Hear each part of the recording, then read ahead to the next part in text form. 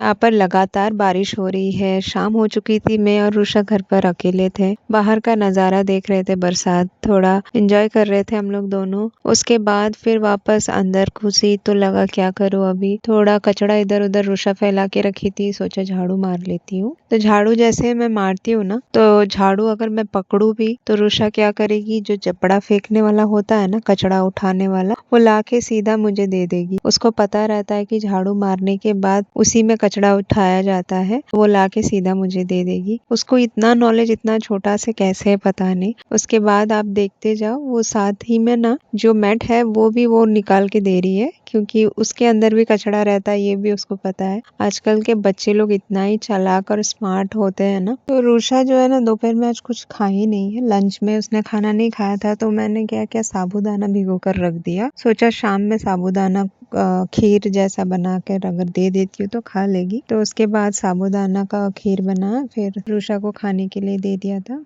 और वो जैसे वो खा ली, थोड़ा बहुत खा ली थी। उसके बाद सोचा थोड़ा कोल्ड कॉफी बना लूं, क्योंकि चिन्नू जो है ना कोल्ड कॉफी बहुत पसंद करता है मेरा बेटा। सोचा कोल्ड कॉफी बना लेती हूँ। और वो सो रहा था, उसको मैंने जबरदस्ती सुला दिया था। और उसका आज कराटे क्लास नहीं था, तो कराटे क्लास नहीं होता है ना, वो फिर टीवी देखने में लग जाता है। तो अगर टीवी देखने में लगेगा तो फिर शाम को पढ़ने में उसको ध्यान ही नहीं रहेगा, बहुत ही ड्राउजी सा फील करेगा, फिर सो जाता है खाना वाना खाकर। तो इसीलिए मैंने पहले सुला दिया दोपहर में। फिर हम तीनों ने शेयर कर लिया, चिन्नू, चिन्नू के पापा, मैं। और चिन्नू को मैंने ये बोल के उठाया कि तुम्हारा स्कूल का टाइम हो रहा है, जल्दी उठो, बस छूट जाएगी वगैरह बोलकर। तो वो फटक से उठ गया, टाइम भी उतना ही हो रहा था तो उठ गया। तो उसके बाद हम लोग वही बोलकर हंस रहे हैं। और उसके बाद मैंने उसे पढ़ने को बिठाया, थोड़ा साथ में डिनर का भी प्रिपरेशन कर रही थी, साथ ही रुषा को भी देख रही थी और चिन्नू को भी पढ़ा रही थी। जो जो उसको डाउट्स था वो थोड़ा गाइड भी करके दे रही थी। तो ऐसा ही मेरा हर दिन चलता है। रोज शाम को थोड़ा हेक्टिक हो जाता है प्लान, क्योंकि रुषा भी बहुत तंग करती है। जब भी मैं चिन्नू को पढ़ाने जाऊँ वो भी बीच में आएगी, बैठेगी या किताब फाड़ेगी, कुछ ना कुछ करेगी।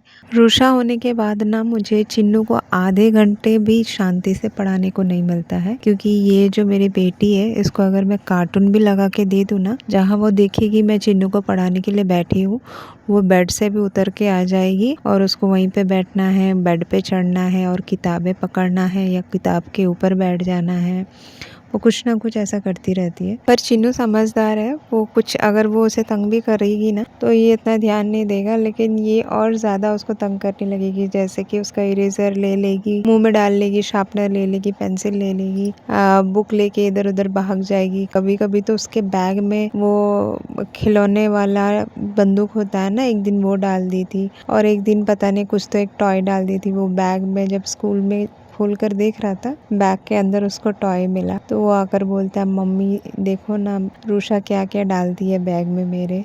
तो यहाँ पर मैंने चिन्नू को पढ़ा लिया था और रुषा का भी खाना खिलाना हो गया था। उसके बाद उसको मैं बेड में लेकर गई, उसको नींद भी आ रही थी, थोड़ा बहुत वो खेलने लगी अपने टॉयज को लेकर।